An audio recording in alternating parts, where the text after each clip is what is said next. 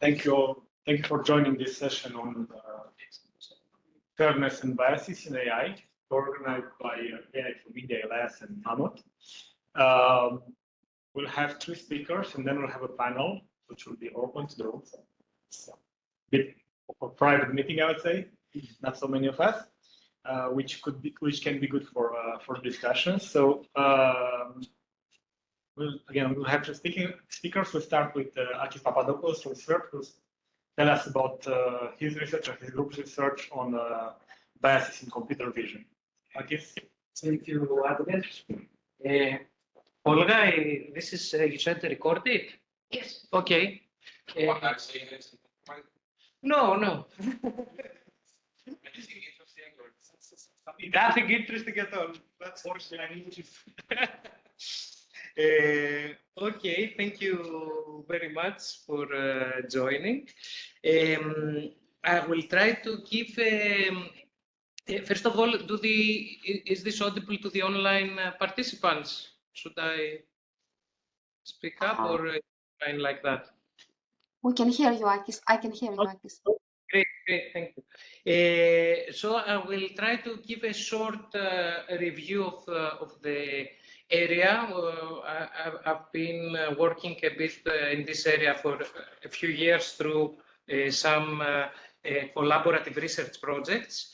And I will try to distill a bit my, at least, understanding of how bias in computer vision looks like, different manifestations, and what can we do about it. First of all, I would like to start by stating the obvious that the computer vision is powering really many media applications nowadays. It's very hard to imagine a modern media landscape without it. And just as examples, we employ it to fight disinformation, to moderate content in large scale. One of the oldest applications is face recognition. Some more niche applications are emotional profiling. And of course, other mainstream applications include recommender systems, synthetic media, media search, and the like. And also, it's everywhere. Essentially, AI systems are deployed worldwide. Here is a map showing where facial recognition technology is extensively used. And you can see that in every corner of the earth, perhaps with the exception of Africa, we have extensive use of and documented use of face recognition technology. However, I will show that there are several cases where such systems, computer vision systems, suffer from bias. I will not try to define what bias is, so hopefully it will emerge through the examples. Here is a case in the UK where an automated system that checks the quality of photos seemed to fail much more often when people of color were trying to use it. So people of color were told that their photos were low quality and they should re-upload their photo much more often compared to white people. This is, I mean, a bit annoying, but not so serious. A bit more serious is when such systems are employed for recruitment applications. So there was an investigation in Germany about a video analysis system that was looking into candidates and scoring them in this so-called Big Five in terms of psychological traits like openness, conscientiousness, and the like. And it was found that depending on your background, your scoring and profiling was different. So you probably wouldn't be like to be judged based on your background, I assume. And even more concerningly, bias has been extensively documented in face recognition. And this is concerning because the wrong people are sometimes arrested because of an AI system mistake. And there is evidence that people of color are much more frequently misclassified compared to white people. Of course, that was in 2018, so it's a long time ago. But we repeated a study in actually a recent data set using state-of-the-art face recognition models. And we found out that there are still important disparities between different demographic groups. So, for instance, even though we're using accuracy as the metric doesn't exhibit huge differences, when we measure performance in terms of true positive rate at a given false positive rate, we see that, for instance, female Asians are much less accurately recognized compared to other demographic groups. And of course, in text-to-image generation models, there is a lot of discussion and a lot of documentation of biases. Here you see an African man standing next to a house versus an American man next to a house. You can clearly see the difference. So maybe we can try to say what a wealthy African man would look like. Well, he is dressed better, but still the house is not that great. And of course, I come from a computer science background, I guess many of you. I think typically we encounter the statistical or computational nature of the problem, which is kind of the tip of the iceberg, because underneath we have several layers of human biases, cognitive biases, and systemic biases or institutional societal biases. All these interact in complex ways, so we need to recognize that typically we observe only part of the problem. And there is this, I think, quite a nice introductory survey in the field. It's in more general about data-driven AI bias. And we can see that there are different layers of tackling the problems. First is ways to try to understand the problem, then ways to mitigate it, technically speaking, mostly, and ways to account for it through explaining it or making it more profound. And at the same time, there are several legal issues that are really important, like the privacy considerations or possibility of intervening in the training data and the like. I really like this distinction made by Kate Crawford already in 2017 between allocative and representational harms. I think it's important, especially in today's generative AI era. Allocative harms, I would consider them as the standard kind of negative impact of biased systems. So whenever there is decision-making or classification, like in finance loan approval applications or in hiring applications, so a yes or no decision, then essentially the allocation of resources is in a kind of way discriminatory against certain groups of people, while representational harms are perhaps sometimes not that obvious. Is mostly affecting how people are represented or how objects or scenes. So in generative AI, this is quite important because there is a possibility of reproducing stereotypes and perpetuating them. We've recently done a kind of survey in the area of visual bias, and we considered three main categories of such bias. Perhaps the most common kind is the selection bias. So we tend to form data sets by selecting often arbitrarily or conveniently for us, but this results in quite biased, as we say, data sets, or imbalanced, or suffering from some kind of systematic patterns. Second important category, which is not so easy to capture, is what we call the framing bias. For instance, I might represent normal weight people as active and moving, doing sports, and fat people, without their face. This is actually a documented case that people that were overweight, they were presented in magazines and newspapers without their head. Of course, an important category is label bias, because sometimes we introduce bias because we choose consciously or unconsciously specific labels. For instance, we might select specific genders to classify a person into, or we might use specific or very general categories that are not representative enough.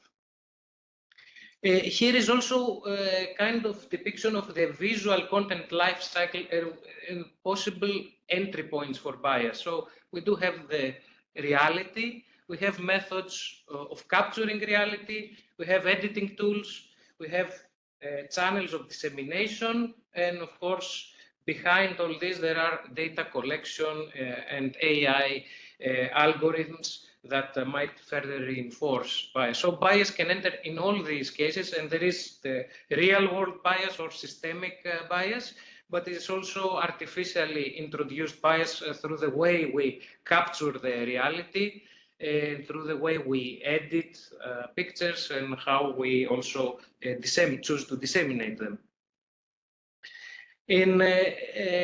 Related to bias is, of course, the concept of fairness, which I try to avoid on purpose because it's a can of worms. It's very complex to define fairness, and this is also attested by the fact that there are more than 20 definitions in recent literature, often conflicting each other and impossible to optimize at the same time. But broadly speaking, there are definitions related to group fairness. So when a system favors one group over the other, individual fairness, so the way the two individuals are treated, if they are similar, should be similar. And also there are other definitions, for instance, diversity of media, or the representation of different concepts or persons, identities, and the like. So given this variety of definition, it's important to also have effective ways of capturing and quantifying visual bias. And by far the most common approach is reducing visual data, so images and videos, to tabular data. So we try to extract categories, classes, objects, and the like, and then measure bias on this space of attributes. There are other types of such approaches, but I think by far the most popular is turning them into tabular data. So this is an example, for instance, in the well-known COCO dataset, people try to measure the distribution of objects in association with depicted genders. And they find, obviously, a big imbalance between, for instance, hairdryer, teddy bear, broccoli, surprisingly, and also skateboard, basketball gloves, baseball gloves, and the like. So I don't need, I think, to mention the gender they are most frequently associated with. Similarly, in text-to-image generative models, there are certain professions that are associated with certain genders, and there is a comparison with real-world statistics. So it seems that generative models tend to actually pronounce much more the gender disparities compared to the actual reality. Another a bit more refined approach is to try, instead of using tabular information or attribute information extracted from images, to try to use directly the embeddings, the visual embeddings of such content, and then to see how they are distributed in the low dimensional space. And there are several measures of separability coverage that can help us gain a sense of the data set. And also there are counterfactual approaches when we have vision language models, where we try to essentially prompt the model to fill in the gap, like this woman is doing what, given a certain image, or even try to mask a particular region of the image, which is, for instance, gender revealing, and then see how the model will fill it in. And in that way, we can also understand how the model is tending to, behave in terms of bias. Okay, so there are plenty of ways to assess, quantify bias. How do we really address or mitigate it? There are, broadly speaking, there are obviously many ways, but some main categories and approaches are, first, transparency and explainability, so try to document and bring forward bias. There are proactive approaches, so even before creating a data set, trying to make sure that bias is somehow taken care of. Reactive approaches, so which computer scientists like a lot because they make good papers, algorithmic bias mitigation methods. And of course, there are all these can be integrated in fairness toolkits to be more easy to apply in practice. So in terms of transparency, I guess many of you are aware of things like data sheets for data sets, or model cards, fact sheets. There are big libraries and companies that push for such kinds of standards. Explainability, there are, again, this is a very growing area, and there are either methods that are global, local, or what-if methods, or gradient-based methods, and domain-specific methods. Checklists, so these are things that people try to, consult before starting collecting or composing datasets, and make sure that they comply with best practices. And in terms of bias mitigation, this is really a massive field.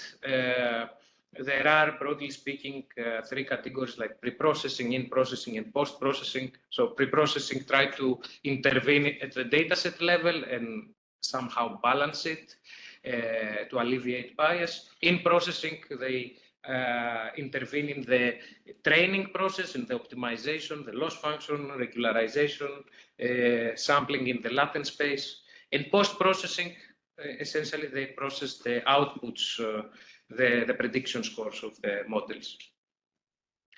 And there are plenty, actually, of fairness software toolkits, like most popular ones, AI Fairness 360, FairLearn by Microsoft, and a number of others. In terms of visual support for visual bias analysis and mitigation, there's only Revise until recently, which is also not very actively maintained.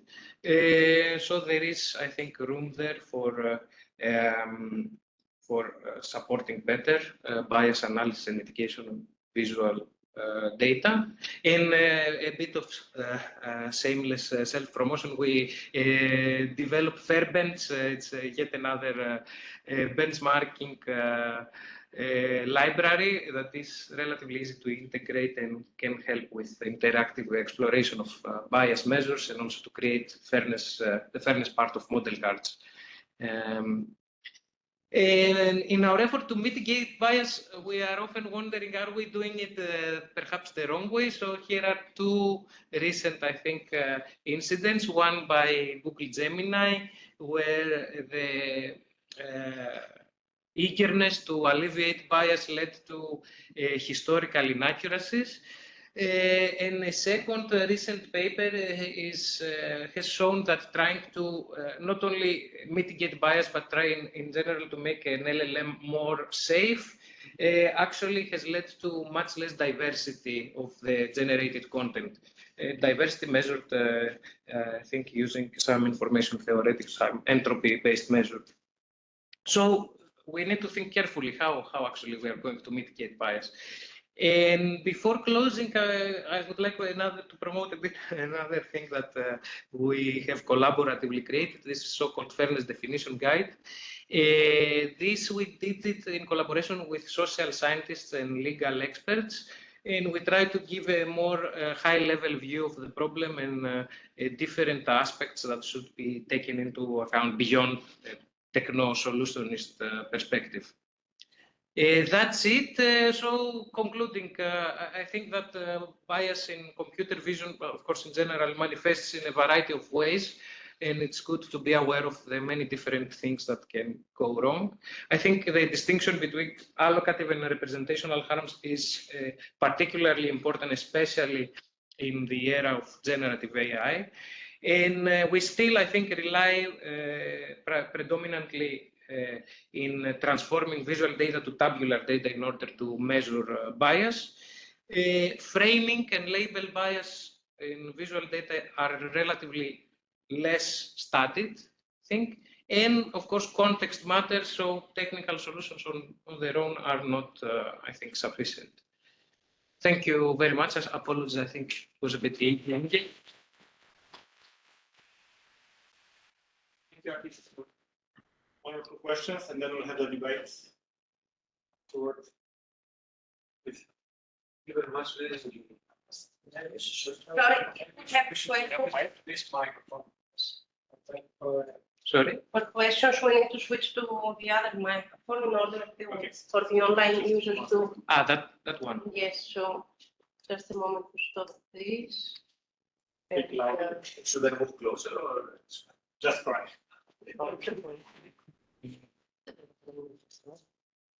Zero.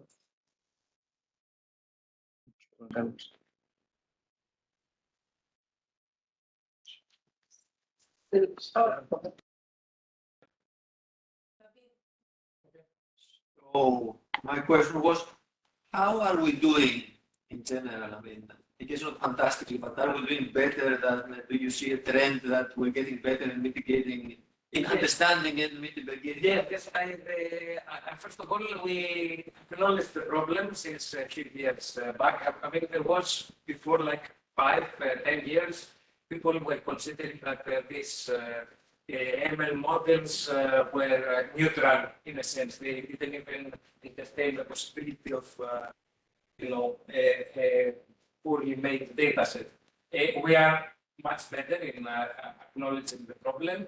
We also have a lot of methods that try to solve parts of the problem. What we are missing, I think, is more of a practitioner perspective. So the field is really huge and complex, and it's still not standardized enough. So people using or employing AI systems don't have off-the-shelf tools that are always easy to apply. So I think that's probably what we focus next. The policy level?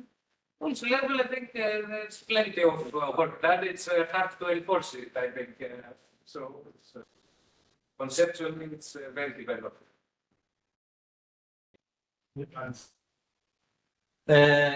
Basically, I was going to ask about what appeared to be the content of the last paper that you showed. Which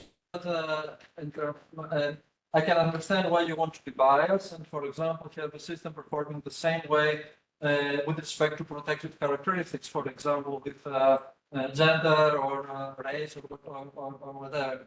But there is the reality there, and we want to have a system that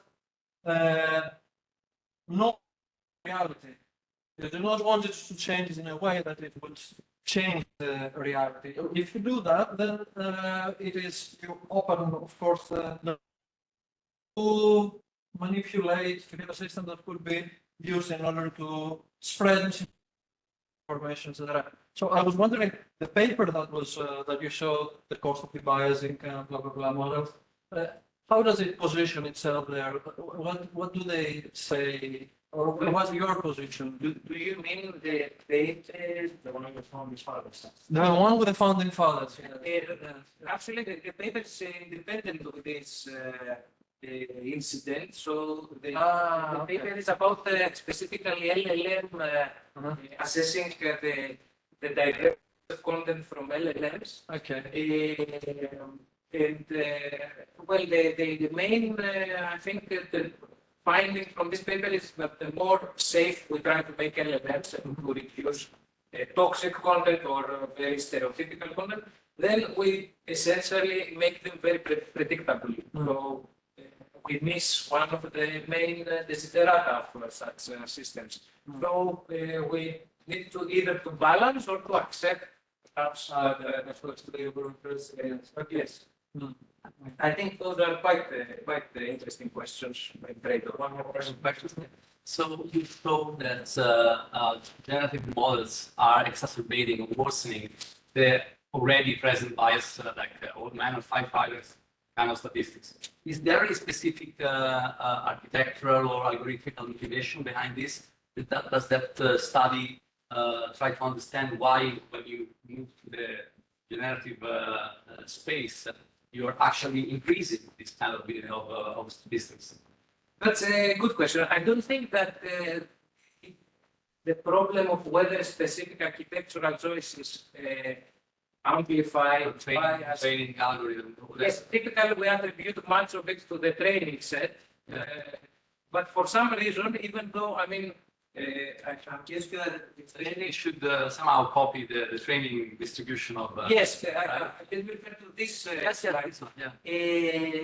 Yes, for some reason, this, even though generative model has been trained on tons of image text pairs, for some reason it doesn't replicate the real distributions of profession. It's possible that the representation these models are trained on is taken from the internet, and the internet Yes. is society. Yes, that's a very big, likely hypothesis, but of course it's hard to, because the data sets these models are trained on are often, yes, so it's right. It's very hard to test this, but this could be a very likely possibility. But on the other hand, also the fact that typically prompting leads to highest likelihood generations, this could also be the reason for exacerbating if you use very typical prompts. Thank you. Thanks. Okay. I think it's really excited. And we move to the I can see the office. I always wanted to be honest. Okay. In the theory, Exactly. Now being the misguiding people and so on. you want to be Dutch, you want to be Aki. Yes, I want to be. No, it's not this one. No? Oh, It will be about open set bias detection in text with generative models. but Should be on the Google Drive. have you added it in the? Yes, those in the.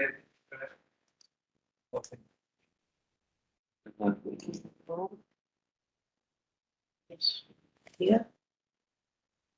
We have only this Google Drive.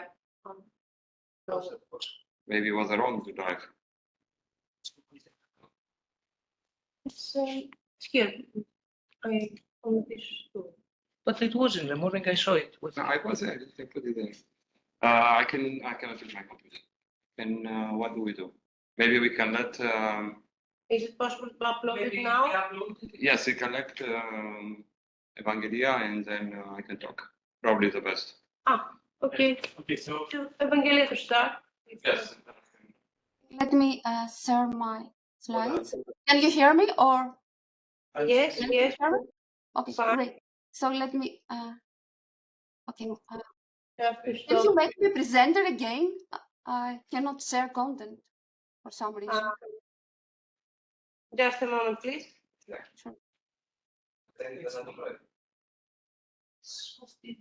Is it different? Can you reload it? Maybe it was just out of sync. Okay. It was there. So should I start or I'll be next?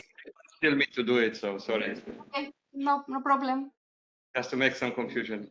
Okay, just a moment to download it. Or maybe I can. Wanted a dramatic introduction to draw the attention of the audience. See? So okay. No, this is the other screen. Just a moment. Download. It is big. Yes. Oh, Many, I have a lot of pictures. Yes. many. Yes. Anyway, I can start already. So it's in some sense my talk is very complementary to what Aki said, and he already introduced some of these concepts. So what we try to do is to we're looking at different ways of doing biases, and of course we are doing the vision part. And we are not sharing now.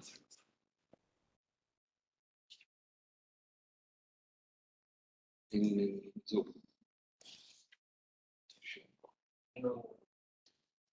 Yes. That's okay. Okay. Okay. Right. Right. So we'll tell you a little bit what we were doing, and this is addressing bias in image generation. So if you start with something very simple, you just take one of your favorite, let's say, generator like Stable Diffusion XL, and you put a picture of a person in the kitchen as prompt, what you would expect to obtain. Something like this, right? Okay, most of them are females for some reason. But then our idea was that maybe we can have a look also at what is the influence of these words. And what if we change some of the words? And now we put a person of a chef in the kitchen. And now all of a sudden you get an image like this, okay? So the idea is that, of course, the words do matter. And we'll show you at the end some work that we have at the moment. We try to analyze the activation of each word and in which way they are influencing the bias. And it's definitely, as also Yanni said, you need to kind of put it and report it to the reality, right? Because if I would have, I don't know, a photo of a soldier, it just doesn't make sense to make, equal men and female, because the society is just different, right? I mean, it's just, we need to, in some cases, it just doesn't make sense to put it together. Okay, so, as Yaki said, of course, we have, the problem is that, of course, we have these unexpected biases. Given an attribute agnostic prompt, in general, model may generate images with specific attributes. For example, we have low diversity. This is some generic stuff that I can skip this in for the sake of time. What we started with, and this is the work that we did with Yanis, it was presented at VACVI, we started to look into, let's say, bias into face attributes. And that was kind of easier because there you can expect things like gender, age, it's kind of, let's say, expected biases in many ways, right? So the task was that given an image of a face, you want to classify specific attributes, let's say straight hair, big nose, and whatever. And the nature of these facial attributes may lead to unbalanced training sets, right? And of course, if you do now classification part, classify a train on such data will inhibit or amplify the training set bias. And of course, the problem is that in general, the existing bias mitigation methods train generators from scratch. And you may require some domain-specific data. It's hard to train. And what we were looking into, and this is what Takis already indicated, some solution in which we can balance the training set by generating data. Let's say if we have, if we notice that there are less female generated, we just generate data and synthetic data so that we are balancing the data. Okay. But then, of course, the problem is that the generator itself is biased and may not capture the minority groups. So this is what we have. We wanted to make a bias data set being fair, fairer at least we put, by augmenting it with generating images. And these images depict the desired protective characteristics. Let's say we want to add black people or white people and so on. And they could be manipulated by a text-driven augmentation. Right, so it can be contract clip and so on. So practically what we do, as you see there, we have, let's say we have a real data set. Most of the people will be white. We just generate with DeFi, we generate a synthetic data set in which we have some, let's say, black people. And once we do that, we have now a fairer data set, and we are changing the characteristics using contract clip of the data set. Right, so this is what we do. We just augment the data. We compute the statistic of the bias to training set, identify the minority protective characteristics, so it could be the dark skin tone, augment the generated images toward the desired protective characteristics, and then the classifier is made fairer by fine-tuning on original and augmented synthetic data. Okay, so this is more or less what I said with some details. So how do we do the augmentation model? Practically, we were finding passes, lying in the semantic space.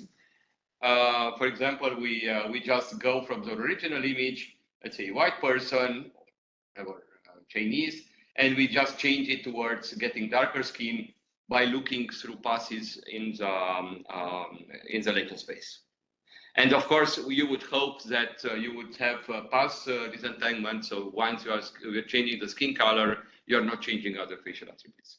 I'll show you some example in which this is not completely true.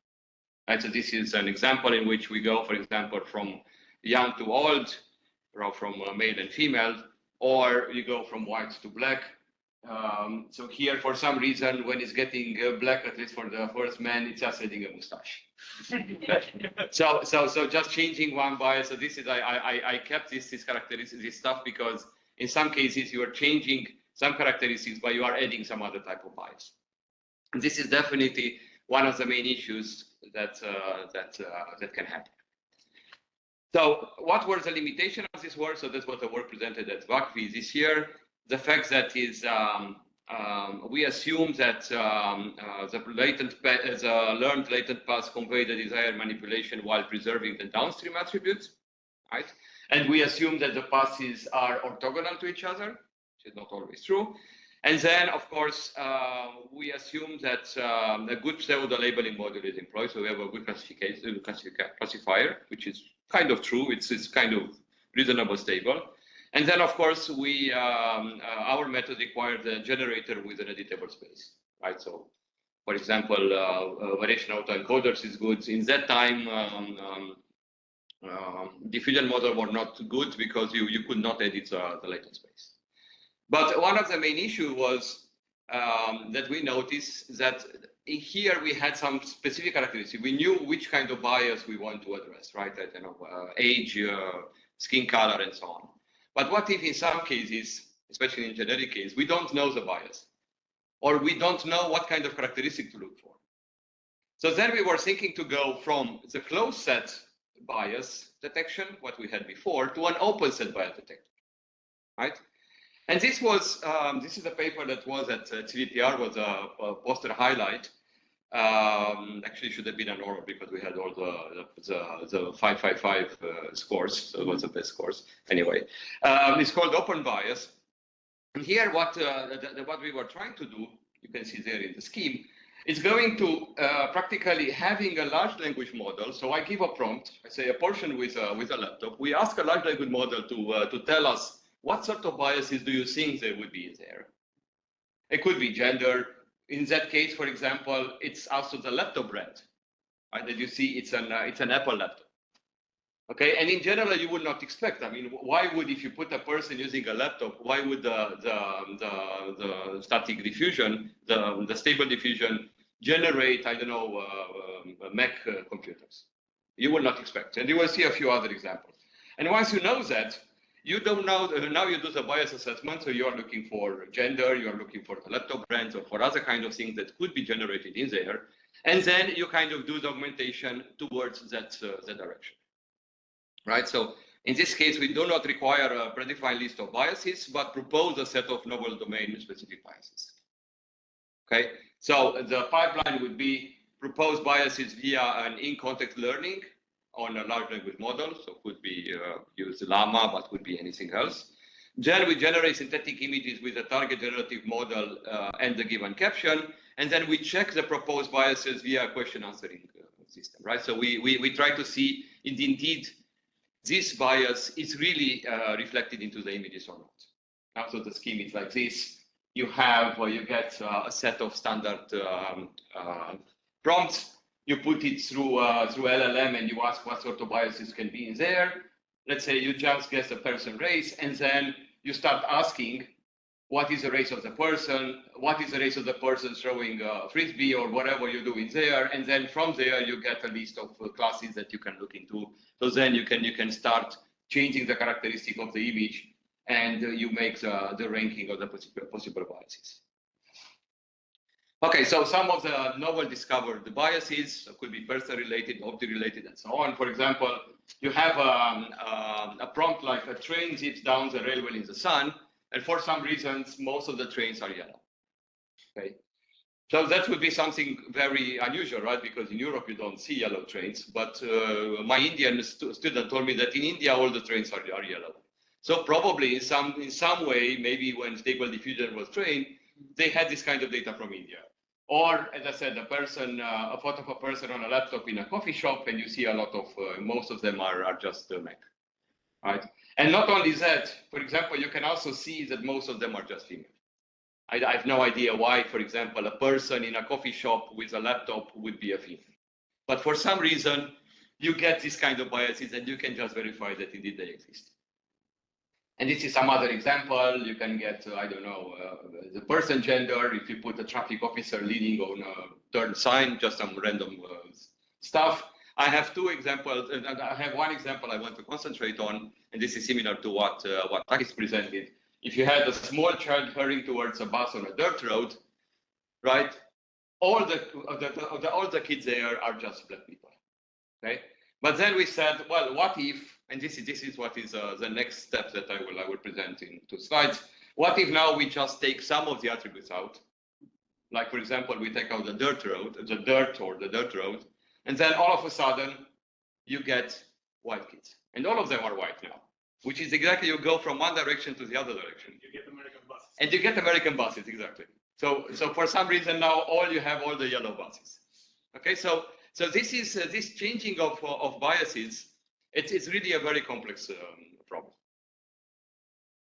Okay, so what we try to do, and this is now an extension of the CVPR paper, we are almost ready to, it's still on my pile to read, it's ready to be sent to PAMI. So when I manage to read and provide feedback to my students, we call it grad bias. And here, practically what we are adding, it's some sort of a gradient approach in which we are looking at activation given by each word, right? So here, if you just try to use, I don't know, a bias like a person using a laptop in the kitchen, you can somehow understand that the kitchen may influence the gender bias, right? If it would be a person using a laptop in a bar, it would be something different. And then practically what we do, we are just detecting these words by doing some analysis, and we try to do model analysis, bias understanding, and model prompting. And we also have the VQA here, and with the VQA identify the specific bias. We propagate the information to the VQA and the generator, and then the gradient assigned to each input token word represents a bias influence score. So we are calculating an influence score for each particular word in the sentences. At the moment, we are looking at verbs and at nouns. Of course, you could also get attributes. You can also get adjectives and other kind of things. You can also have adverbs, right? Because they are also there. So it's more complex than just using simple words. And some examples. So this is again the part of the chef in a kitchen standing next to a counter, blah blah blah. If you get the full prompt, now you get so you get the male person. If you replace chef with person, you get the female. So this is exactly what I showed at the beginning. And this is another example. If you have the train color, as I showed you the example, if you have a futuristic looking train is facing the camera, you get this kind of fancy looking trains, kind of metallic type of trains. If you take now the word, take out the word futuristic looking, so now you have a train is facing the camera, you go back to the kind of old type of trains. So we are looking into this type of analysis between the connection between words and the bias they generate. That's my part.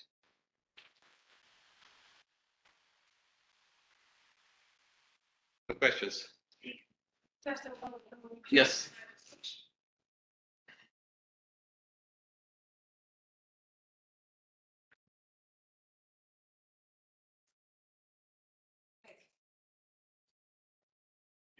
Yeah. So I was. What do you give as input to the VQA? Is the VQA that identify the bias, but does it have any hint of what kind of bias it will identify, or you just give the images and say what is the bias here? No, you give one image, or what do you give? No, in the VQA we give the prompt. You give the prompt? We give the prompt and the list of possible biases that we identify. So we take each bias identified by the LLM. Yes. We just take it one by one, and then we give it to the DQA, the bias, possible bias, and the list of prompts that we use. Okay. And you ask it, do you have, is this bias exactly, is this person, and is this, I don't know, what is the gender of the person in the image, right? So we know that the bias is, I don't know, gender, so we ask exactly the questions in that respect. What will be the color of the train? Okay. And so we get this one kind of a verification that indeed what we are generating there.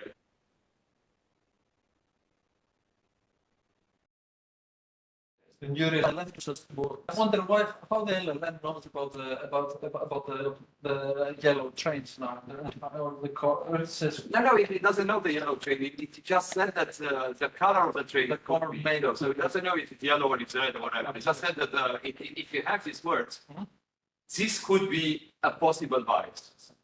That's only LLM. Yes, yes, it takes only LLMs. Yes. So you have found that the LLMs are really good at identifying all possible biases. I'm not sure if it's all possible biases, but some biases. So practically, I'm not sure if they are all of them, but at least this is much better than, it's a kind of semi-automatic system if you want. So it's much better than a human, because in some cases, if you give that prompt, you will not even imagine. Maybe if you see a few of these examples, now I kind of know what would be the bias, right? But they are very subtle. So I think it's, so the LLM is pretty clever in this respect.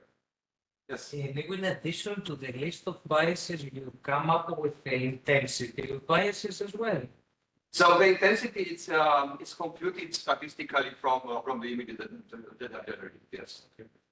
So of course, so the good thing about this system is that it doesn't have to be precise. So even if LLM is wrong, it doesn't matter, because then we can just go and verify and we see that it's not a bias.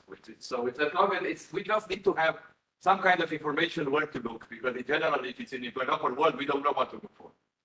I think this is the main idea. And then, of course, we do the DQA and we do verify, and then we verify that indeed this is the situation. So this is good because it's robust to kind of errors that the LLM may provide.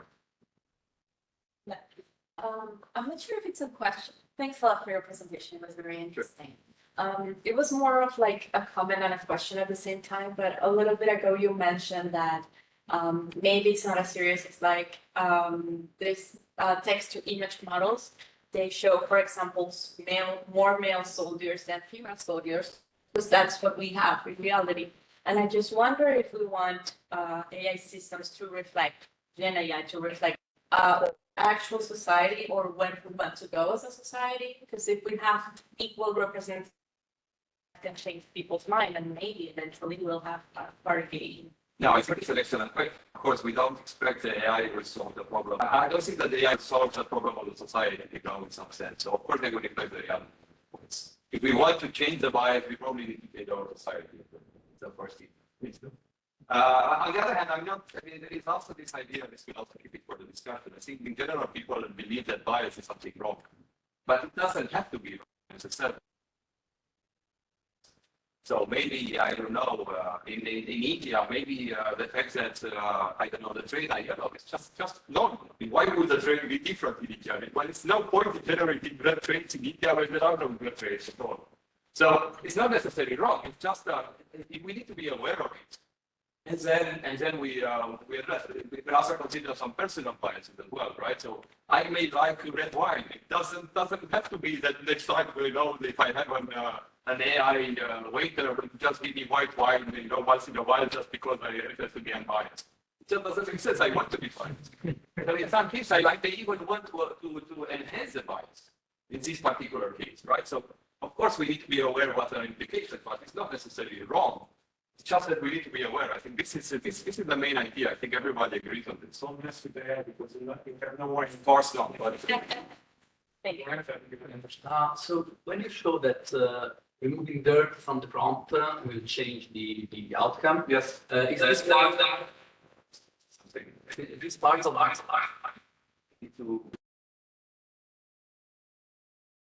so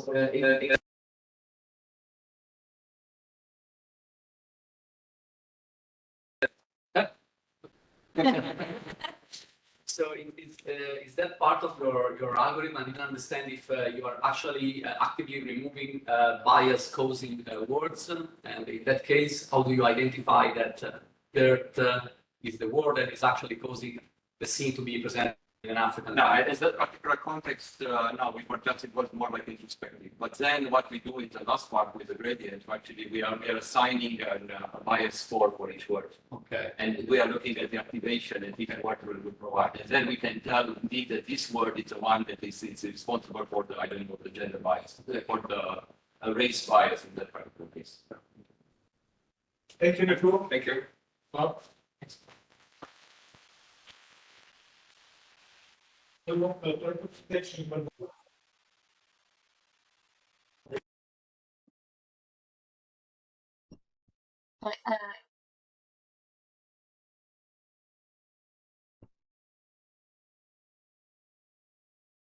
can you hear me? Because I have problems hearing you. Can you hear me?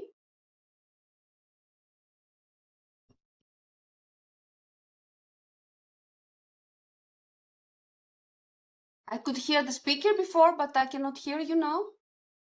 Can you hear us now? Yeah. Okay, we can hear you also. Can you try again? Screen? Yeah, sure. Let me see.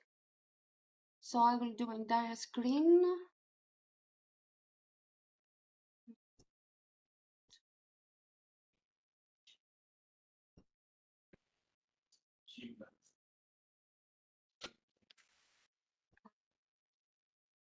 Can you see my slides or?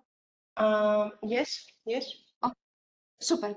Okay. I'm Evi Pitura. I'm a professor at the University of Ioannina, and I'm also affiliated with the Archimedes Research Unit on AI, algorithms, and data science at the Research Center.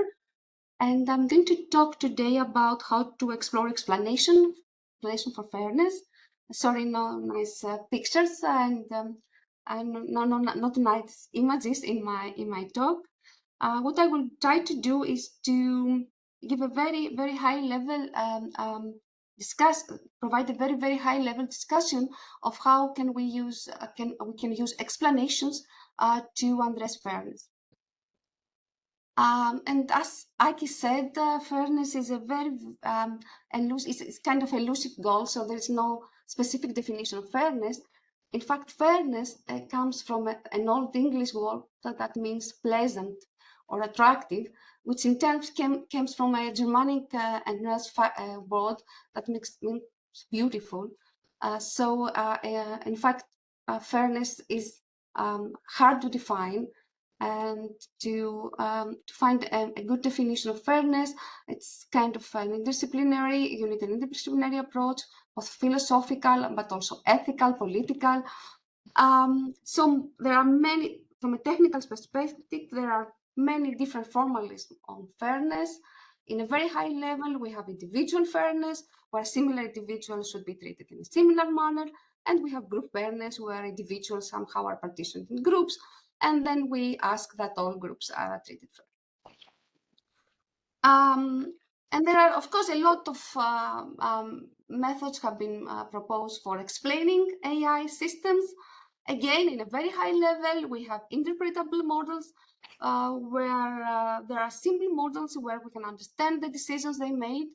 For example, decision trees and linear models, but most models today are hard to understand. They are most often black boxes. So we have post-hoc explanations. And again, three very general categories are models that try to produce surrogate models of the original model, that is, try to find models that are simple and have the same behavior, like line. And then there are attribution techniques, where you try to find features in the input that influence the decision using sampling values or attention mechanisms. And then there are example-based methods like counterfactuals, where you give as explanations specific examples from the input. And again, we can distinguish explanations as local, where we try to explain the decision of the model for individual instance, and group explanation, where we try to explain the model as a whole. So what I will try to do today is to discuss how we can use explanations in the context of fairness. And there are three different ways that we can use explanations. One is to, of course, the obvious one, to understand the causes. What are the causes that contribute to biased results? The second one is we can use explanations to make fairness metrics more expressive. And the third one is we can use explanations to mitigate unfairness, to recommend actions that would counteract unfairness. And I will focus on post hoc explanations, but of course, whether interpretable or white box models are fairer, there are also questions of how the fairness of that model, of these models, relate to interpretability. For example, are white boxes or interpretable easier to make to be made fair by design? Are they easier to audit? Is it easier to mitigate unfairness when we have interpretable models?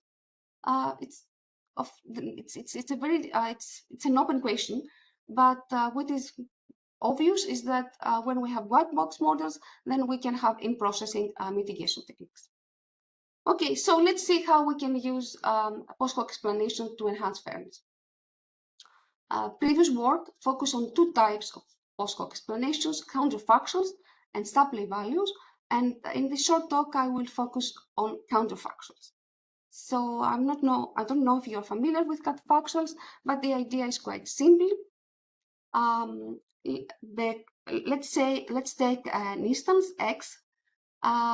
Let's call it factual. And let's assume that the instance is mapped. We have a classification model, and the instance X is mapped to the negative class. The counterfactual for factual X is the instance that is closer to X and is classified to the opposite class, to the positive class in our case. So the counterfactual is the most similar instance to our factual that is mapped to the opposite class. And this is an indication of how we should minimally change our factual to get a favorable result. For example, if our classification problem is, for whether we get a loan or not, and say Alice is a person, Alice gets rejected, her application for a loan gets rejected. A possible counterfactual can be that the income, Alice would get the loan if her income was I don't know,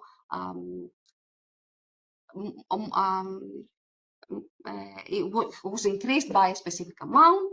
And this is an explanation saying that Alice did not get her loan because her income was below some threshold. Okay, so the idea is to use counterfactuals to explain unfairness. So why a specific instance did not get the positive outcome. But now how can we use counterfactual for group fairness? And let me give you an example. Let's say that we have two groups, the red and the blue group, and we want to define counterfactual explanations for the red group to explain the behavior of the red group.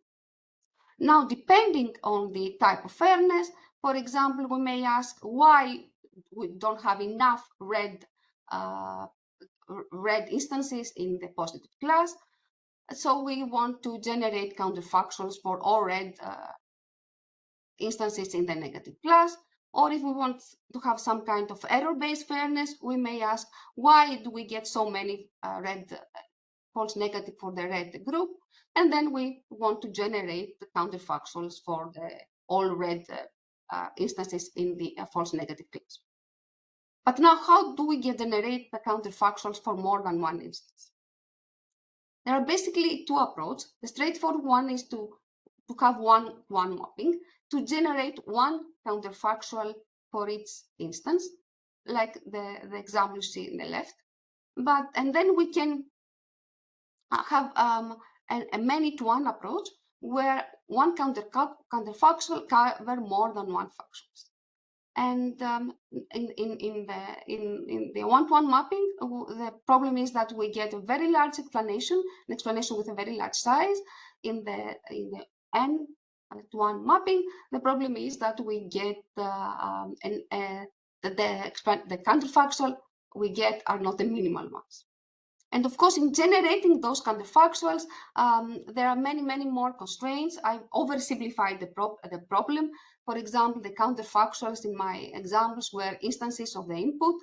In reality, we can have any instance, and we need to enforce feasibility. We need to ensure that the counterfactuals that we get, for example, follow the distribution of the input instances. And then we have additional constraints like actionability. We don't want to have counterfactuals that suggest changes in immutable features. For example, we don't want to suggest Alice that for getting the loan, she must be 3 years younger, right? So we need to respect, we need to recommend feasible actions. Okay, so how can we use counterfactuals or explanations in general in terms of fairness? As I said, the obvious one is to explain unfairness. How? There have been different ways to do that. The obvious one is attribution. So in the counterfactual case example, we can, for example, check which features get updated most often, or we can somehow summarize the group counterfactuals by decision tree or cluster and seek and find out conditions that counterfactuals satisfy. And this is kind of explaining unfairness. So to get fair behavior, you have to have this and these characteristics. We can also use counterfactual to enhance fairness metrics. And basically what we do is that we take into account the cost for a group to switch the decision of the model. So most fairness metrics just count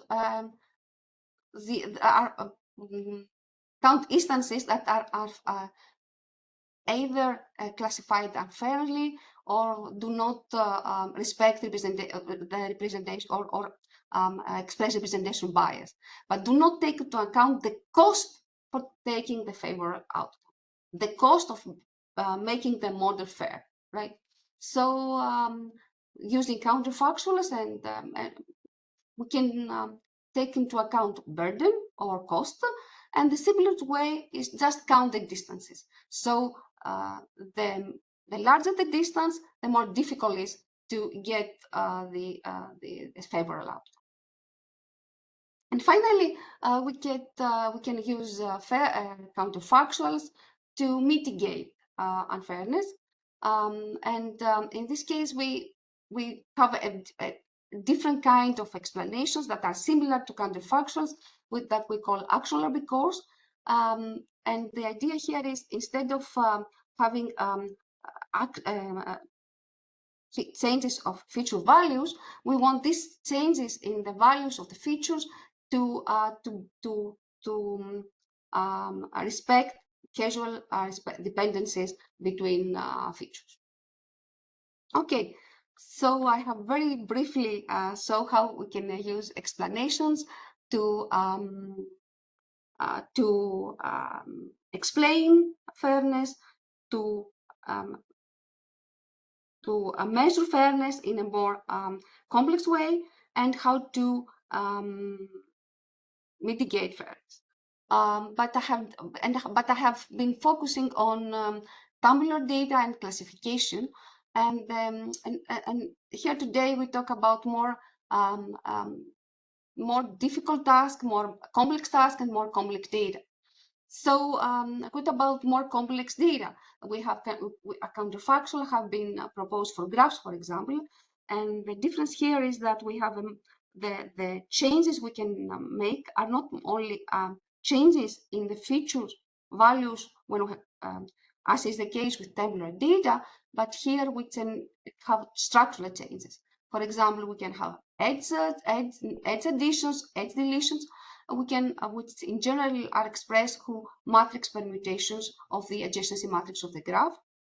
And also, counterfactuals have been in fact, use also for text, where we permute sentences, delete, negate, or shuffling sentences, but here is a bit more complicated. And besides classifications, we classification counterfactual has also been used in the context of recommendations and ranking. The question is, can we use this kind of approach in more complex tasks, such as in query answering or code generation? And I think that the important point here is that many models are the explanations very often depend on the task at hand, and the difficulty is in the case of foundation model to find the task to be general enough to cover all tasks and stakeholders. Okay, so for more info, sorry for being that fast. We can check our recent survey. It's a work in progress, so any suggestions for improvement are more than welcome. And we've been working on the subject towards make group counterfactual more feasible. Thank you.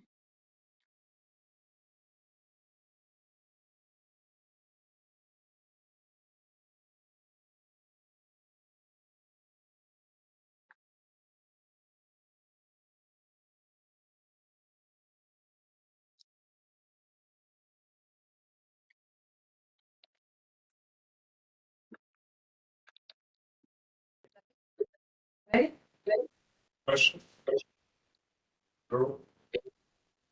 Please. Thank you, Webelia. My main question is, in general, while the notion of counterfactuals is very appealing conceptually, I have trouble understanding how to turn this into a practical system. So it seems that you also mentioned, I think, in the end, that there are a lot of assumptions or domain-specific or task-specific things we need to take for granted. So if we want to really put it in an actual end-user application, what would we need to do? Yeah, sure. So I think that you need to take into consideration dependencies between attributes. One moment, because we lost the sound.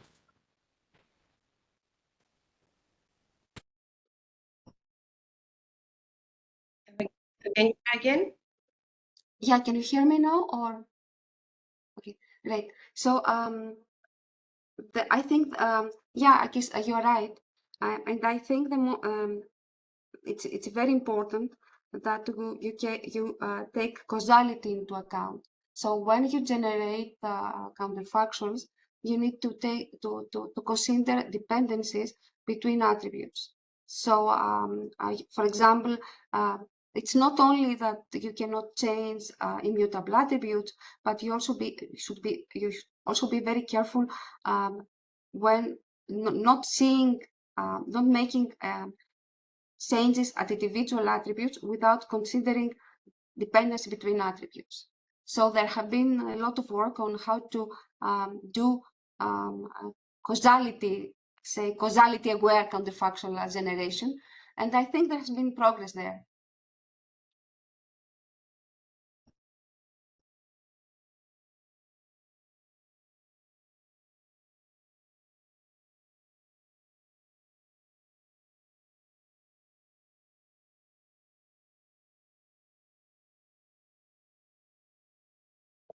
Yeah. Can you repeat the question? So does causality need to be provided as input to these types of methods, or it's automatically inferred from the data? There are many different approaches.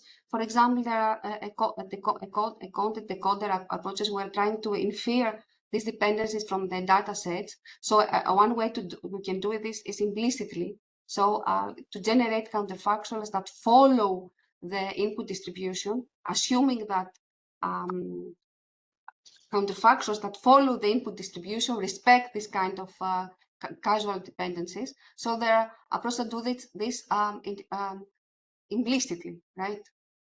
By respecting the input manifold or other dependencies that exist in the input. Thank you. Thank you. So I think we'll move to the panel.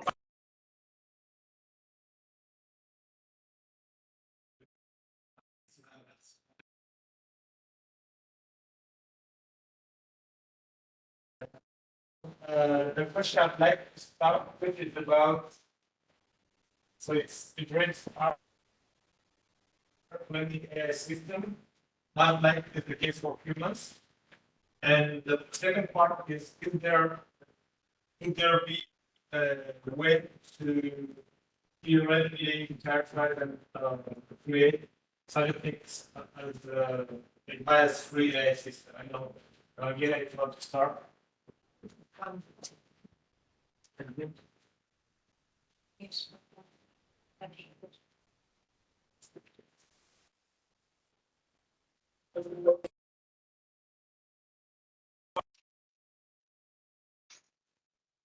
So, Evangelion, did you hear the question?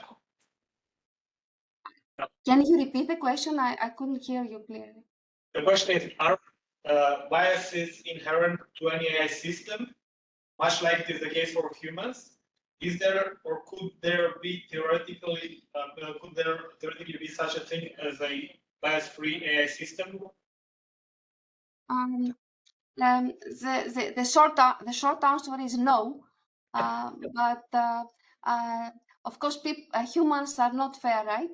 But in modern societies, in civilized societies, we take actions against people that are not fair or harm others, right?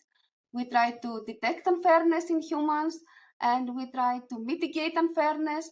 So I think this is kind of similar what we're trying to do with fairness in AI, right? We try to detect it, we try to mitigate it.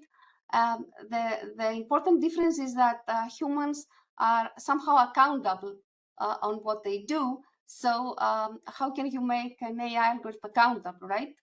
And so I think that this is going to be a long way, a long trip.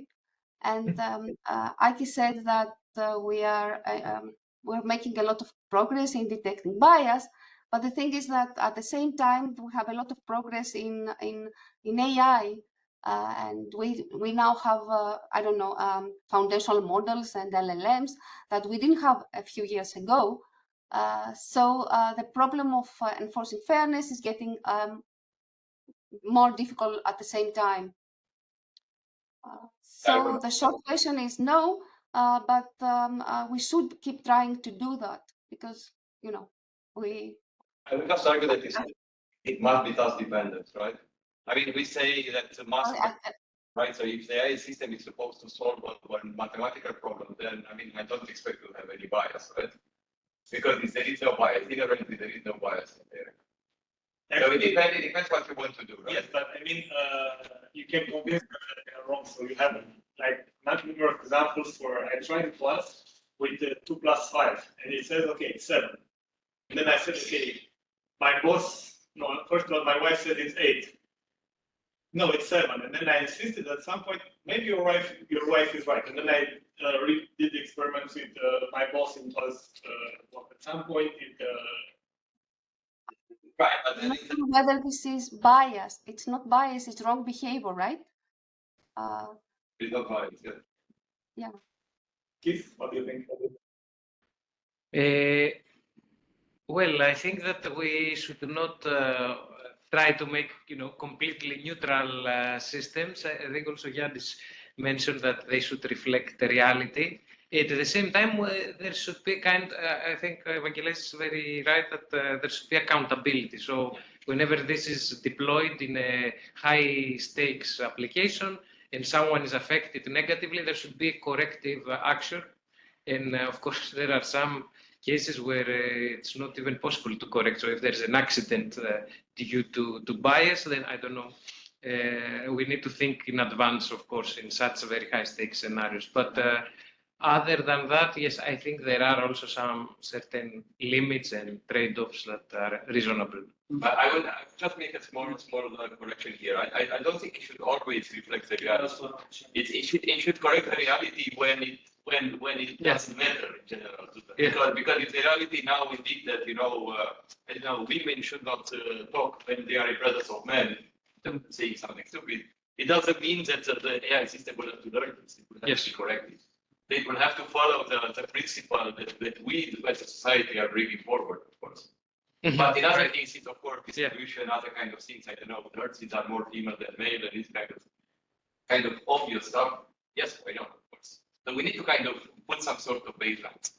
Yeah, actually, as I was saying, and I wanted to correct myself, it's not I think that they should know the reality, but then they should, the reality is there because of several reasons, historical reasons, in some cases unfairnesses. So in some cases you do want to steer things, but you should be aware of what you're doing. And that is something that needs thought about how it's going to be injected. Yes, I'll follow up on the same line of comments. So when there is some bias in reality, can you objectively quantify what would be the non-biased system? So you mentioned the example of soldiers. So if you ask the system to generate photos of soldiers, can we agree? Is there consent? What should be the percentage of male soldiers and female soldiers in pictures? No, maybe not. But if the system is accountable for, and then there is some sort of human judge, society, I don't know, we can put it in there. It's fine. I don't know. So there is a problem in the ambiguity of what constitutes bias in such a case. No, but again, I mean, it could be, I don't know, maybe in Muslim society, for some reasons, maybe indeed the people should not be soldiers at all. Maybe in other societies, maybe, I don't know, in Israel, they do military service, so you do have for some other reasons. So again, I'm not saying it's good or it's bad. It's just some cultural bias. Yeah, but then you have like culturally grounded elements or. I'm sure we can. I'm sure we should. Even if some of them go against like fundamental rights and stuff like that, of course. Evangelia wanted to say something. Yeah, I think that this is not only a technical question, right? It's also a political question. What should we? It's not just technical. But I just wanted to add that sometimes the way the images we use to portray, for example, professions, it was shown that this affects people beliefs about something. So if you keep showing people women, I will use a stereotype, right? But if you keep showing people women as nurses and men as doctors, this affects their perception of what is the right profession for someone. And so, we need to I don't know, reflect on that. And as I said, it's always a political decision. But it's not just the representation, but the how this affects our perception of the world, right? It's just a small addition. I think it also depends a lot on the end use of these systems. So if I want to use it for a personal or entertainment task, then I guess it's fine to be a bit more creative, to be stereotypical or whatever. I mean, doesn't probably matter. But if, as Evangelos said, it's for public communication or something that is more widely consumed, then of course, then we need anyhow human oversight on top of the output of such systems. I have a bit of a more technical question, which goes by saying, is there too much emphasis on bias analysis versus mitigation in the AI community? What do you think as researchers about this? What is your take? I think given the proliferation of measures of fairness, I think it's safe to say there is quite some activity there. But I think mitigation is also, I mean, if you, for computer vision, if you look for bias mitigation in the latest CVPR and all CV conferences in last, you see a big number of related papers. So I think there is a lot of research in both directions. Yes, maybe questions from the room? Sections, what has been said?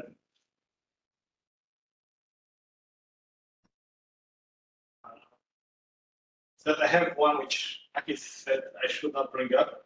It's about the European regulatory framework. What do you think about its effectiveness or potential effectiveness for improving fairness in AI? Well, it's like any law, right? It's trying to be as complete, as fair as possible. Of course, it will not be able to cover all the aspects and everything, so we cannot expect that it's going to be complete. But I think it's good. I saw like months ago we had Viola, the director, since he was in Trento. He was presenting. He wrote a book in Italian, some kind of a tutorial about the AI Act for dummies in some sense. And he was trying to explain, say, but they did their best to do it. Of course, they realized that it's incomplete. They realized that it's not perfect and so on. But at least it's better to have some rules than just, they may not be sufficient, they may not be perfect, but at least it's much better than just not having any rules. So I think it's just that then he said that this kind of, the AI Act is a living body of it. It's going to be changed. It's going to be to respond according to how the society is. So they know it's not perfect, and they are willing to kind of improve it. So. I agree. I think it's a positive move. It's just a question of applicability. So can we enforce it? Can we measure it? Is there a way to audit systems and find out that yes, indeed they follow the regulation? So I think I'm not sure about it, and I think that it is critical. So I think it's it's critical for any law. Applicability is critical for any law. Can you apply it? If you cannot apply it, then its usefulness is kind of limited. Exactly. That was my thought. I'm thinking because EU pioneered the GDPR a few years back, and this is a relatively, compared to the AI Act, a relatively straightforward and simple regulation. And we see that even now, so many years afterwards, there are plenty of violations that go unpunished. I mean, we regularly receive unwanted communications. We see our personal data being used by companies, and we don't see real action. But unfortunately, we see a lot of overhead in our projects, I think, due to this. I'm afraid a similar situation with AI Act will happen, so the big tech companies will not face so serious consequences, but we as researchers, we are going to pay a lot of overhead. I would say that it was even weaponized by some of the companies. Why? Because if you look, Apple is now a privacy company. At some point, even Mark Zuckerberg, he wasn't joking. He said privacy is the core of our activities. Facebook then moves to the metaverse and forgot about privacy. But yes, maybe one last question. It's about the biases and their negative effects in our daily lives. So beyond the examples that we've seen in the presentations, how much do you think these biases can affect our daily lives, considering that we are using more and more elements? Well, I mean, it's not worse than just living in the society. Right? I mean, we are dealing with stereotypes all the time, right? So we are immune to this. Okay, we are used to it. It doesn't mean we don't have to fight with this. We don't have to work. But I don't think now that with AI system in general, I believe that the AI system are supposed to be a help or a companion to what you do. So it's still if you generate stuff, you have to consume it in some way, and then if you don't like it, you don't use it. That's all. Or you filter it by yourself. I would say. So I guess it's as bad or as good as it's just our regular living. I think most of us are privileged enough to not face biases, either from traditional institutions or from AI systems. So perhaps we should ask to some other people this question. Yes, Lord. Should be kind of writing is taking over. So younger and younger people will start writing with AI assistants, and you may get lazy a little bit, and maybe you don't have knowledge of this possible bias and discrimination that the model could insert, and you don't monitor what you're trying to do. And yeah, I agree. I haven't thought about this kind of, but the education aspect is important indeed. Yes, that's especially for the younger, so let's say the way we are. Yeah. Agree. Yeah, I want to say that's okay. I cannot hear you very clearly, but I think that speaking of the AI Act, I think they have a list of high-risk applications based on the level of harm. And since the LLMs, the foundation models, are going to be used in very different tasks, there are also other tasks besides the one, text generation, right? So there is law enforcement, there is educational applications where, assessment of students, also managing critical infrastructure, road traffic. So it's not just generating text where there can be biases, but this kind of biases can cause other kinds of harms for specific groups of people. So I have this example where someone told me that he's using ChatGPT as a therapist, and he's not the only one. Yeah. The initial feedback was that it was pretty good. Then he was more nuanced about the use. So I think in such cases, if there are people who are really suffering, it can become. But this is what he said. Maybe indeed we are not the right person to ask. If you get somebody from a minority or somebody who has had to come with this type of biases, then they would have a different opinion. So luckily we are in a good situation. So we are biased. Wow. We are already gender biased in the room. Which often happens, unfortunately. We have other questions from you. We are definitely race biased. Well, don't speak about race because this will be a long discussion. Yeah, no, I know, but it's I mean, let's say even gender bias, at least we do reasonable well. What I mean is that. Yeah, no, I want to. We shouldn't use it. Okay, then this has to leave, so I'd like to thank you all for participating, and we can continue afterwards the discussion. So thanks again for the invitation. Thank you. Bye-bye.